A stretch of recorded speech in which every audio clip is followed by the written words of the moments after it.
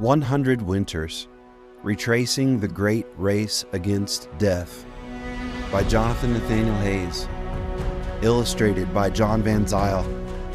Photography by Caleb Gingras.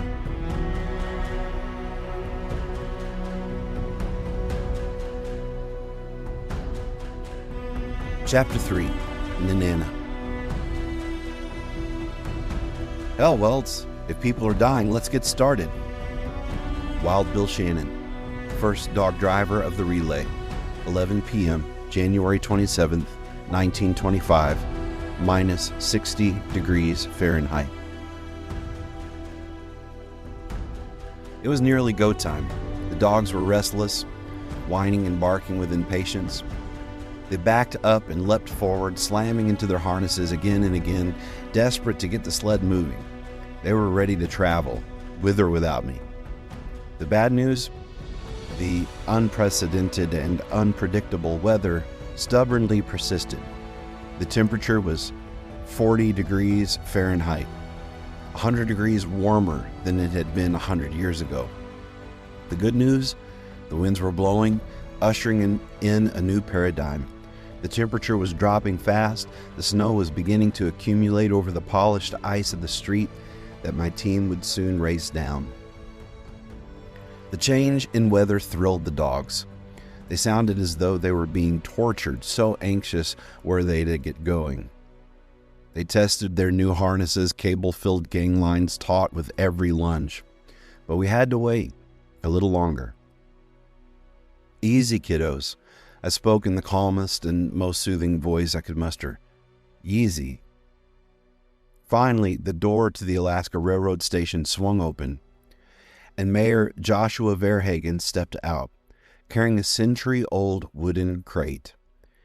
Inside were 9 glass vials, each inscribed with the name of one of the pandemics that had plagued Alaska over the past 100 years.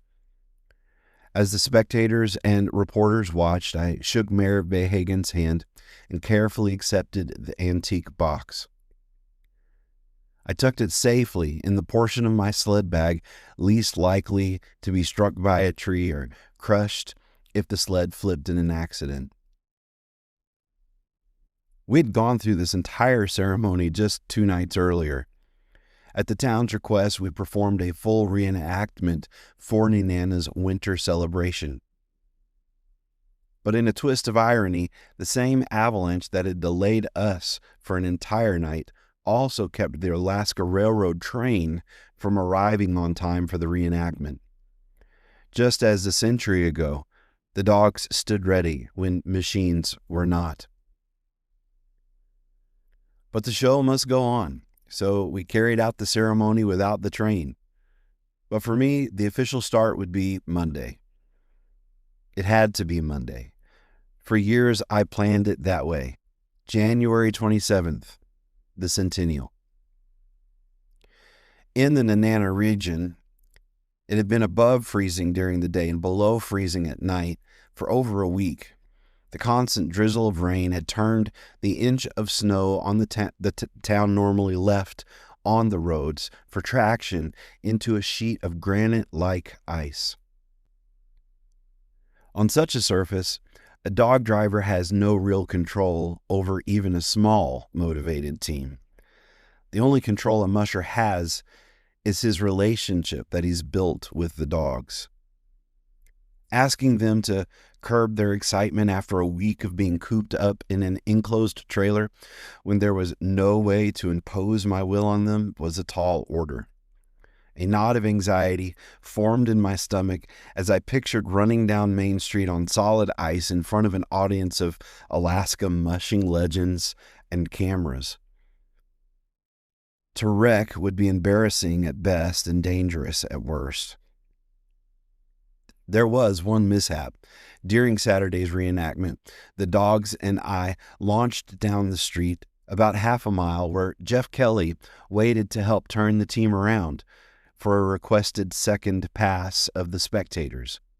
Somehow, he got his leg tangled in the gang line and was dragged several yards down the icy road by the dogs as though he weighed nothing.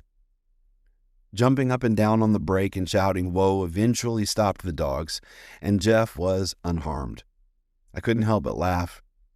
I've seen that happen in movies, but never in real life. Jeff, a rugged outdoorsman, brushed himself off and laughed as well. But that was just the ceremonial start, the dress rehearsal. This time, I was setting out for real. From this moment on, every mile would count toward the goal we'd been working toward for years, the destination, to Nome. "Weather's getting nasty," Lance Scanlon, a friend and fellow musher from Maine, who had relocated to Alaska, called out to me. He had come to Nenana to see me off. He was right. The sky had darkened. The wind was spitting snow, and I could feel the condensation freezing on my beard. "Thank God," I replied, relief evident in my voice. We needed that cold. I'd been praying for it. The weather had caused rivers and swamps to bubble up, breaking through the ice and sweeping into blankets of snow. Rivers could not serve as solid treeless paths for us to follow. The land route had been ravaged by a recent forest fire and hadn't been reclaimed. Miles of downed trees and tangled brush made the landscape look like a battlefield. Thankfully, local mushing legend Aaron Burmeister and trapper Matt Krintz had sat down with us studying maps to connect 50 miles of unbroken trap lines to get us within 7 miles of our first destination, Televana Roadhouse. From there, we'd have to risk traveling along the river for the final 7 miles. Our snow machiners, Jamie Nichols and Jeff Kelly, had gone out Saturday and Sunday to try to break out the trail. Despite their best efforts, they hadn't been able to complete the 60-mile run to the roadhouse due to the conditions on the second leg. But they were confident that today would be different and left early, hauling their heavy sleds. I would have liked to have been out early as well, but Mayor Verhagen had gone south to meet the train and retrieve the symbolic serum crate. He asked us to delay our departure until the afternoon so that we could hand off the serum in earnest. After all, we couldn't start the serum run without the serum, even if it was symbolic. "Cold," Lance said with a grin, knowing it was exactly what we needed. "That's what we want," I replied. "It's supposed to get really cold tomorrow. That'll harden things up for us." With the antique serum crate securely packed and farewells exchanged, we were ready. But just before I pulled my snow hook and gave the eager dogs the command they'd been waiting for, "Okay, let's go," my GPS satellite messenger beeped. I thought it might be a trail report from Jamie. Maybe they had made it to Talavana and had a fire and hot meal waiting for us. It was Jamie, but the news wasn't good. "This route is impossible. Overflow. Too much water. Backup plan?" Backup plan? This was the backup plan. This was our plan C. If this didn't work, nothing would. Jamie and Jeff were the best snow machiners I knew, and if they couldn't do it, it couldn't be done. "How much overflow is too much?" I messaged back. "Bad conditions," he replied. "Miles." I knew the dogs could manage what machines couldn't. The temperatures were about to plummet. Maybe, just maybe, we could traverse the 10 miles of swamp and 7 miles of river tomorrow night. "Drop the sleds and head back. Meet me at the coffee farm. We'll push to Talavana tomorrow." And then it came. The moment I had prepared for years.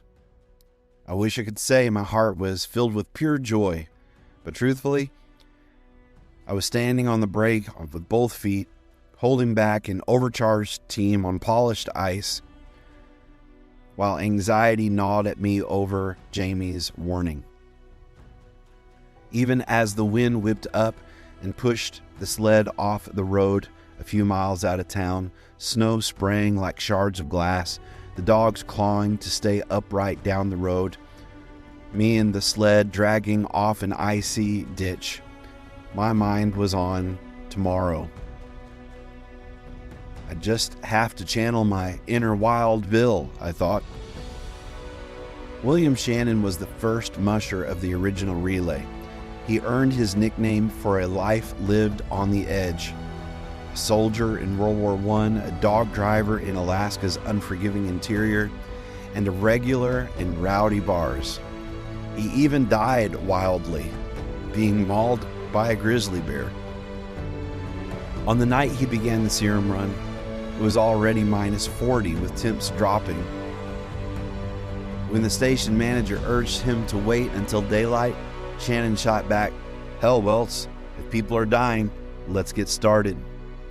Reflecting on his courage steadied me. Still, the question lingered.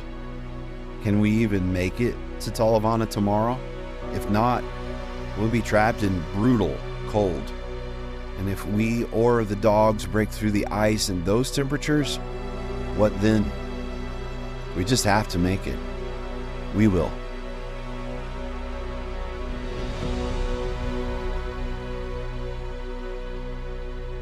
If you're enjoying this free recording of 100 Winters Retracing the Great Race Against Death, then I'm asking you to return the favor by going and ordering your very own copy of this book. You can get it on Amazon, or if you'd like an autographed copy, you can drop us a line and we can arrange to have that done as well. Don't forget to like and subscribe to this podcast wherever you're listening so that you do not miss Chapter 4, Talavana Roadhouse.